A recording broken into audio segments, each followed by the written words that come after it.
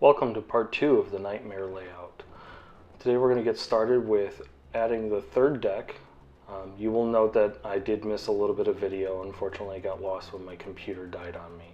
So you'll see the blue track is floating over the yellow and the gray track.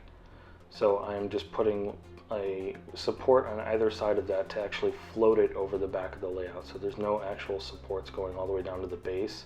It's connected to the second layer.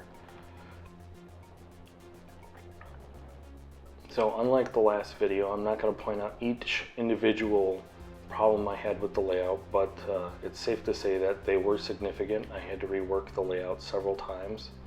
The far right hand side of the layout in particular was very bad because I had a ramp going down from the third deck all the way down to the first deck.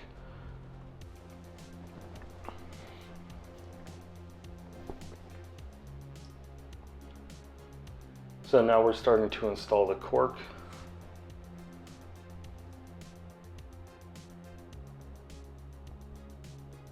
And the track. And one of the important things to note with doing a complicated layout like this that's multi-layered is you have to not only install the cork and the track, but you also have to at least at bare minimum install the feeders for that track, because you can't really get in there easily with the soldering iron afterwards.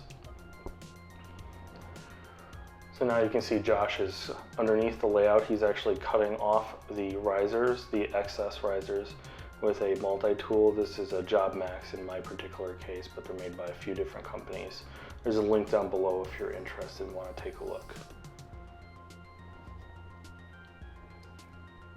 And now Josh has also used one of my Craig clamps. This one actually goes into the pocket screw hole and holds the material in place.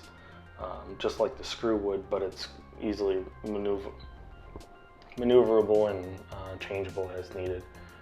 So as we're also installing plywood, we're also cutting back the excess plywood, which we'll be adding back in later when we start finalizing this for delivery with the scenery and that sort of thing.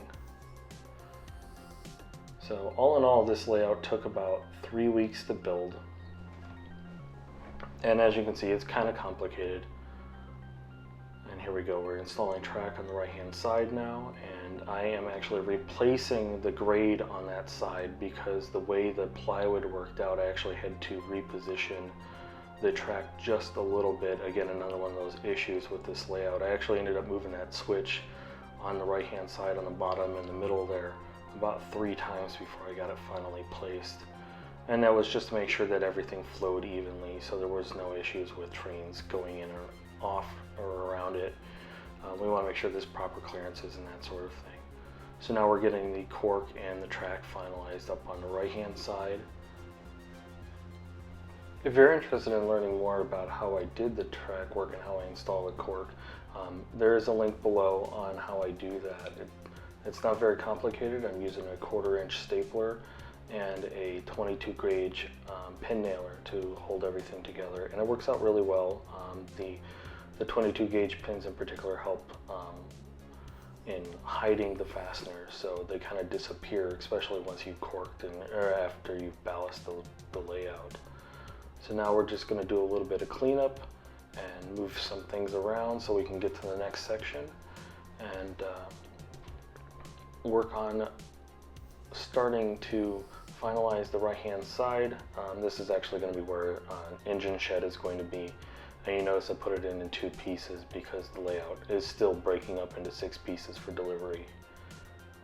And then once this is all done, it's just a matter of we're going to paint the layout, we're going to finish putting the track down, we're going to wire it, and we're going to put a switch panel right in the middle of it. And the switch panel in particular is going to be kind of cool, but because I actually videotaped the entire assembly process, so you will see that in an upcoming video. So if you like this video, please like and subscribe.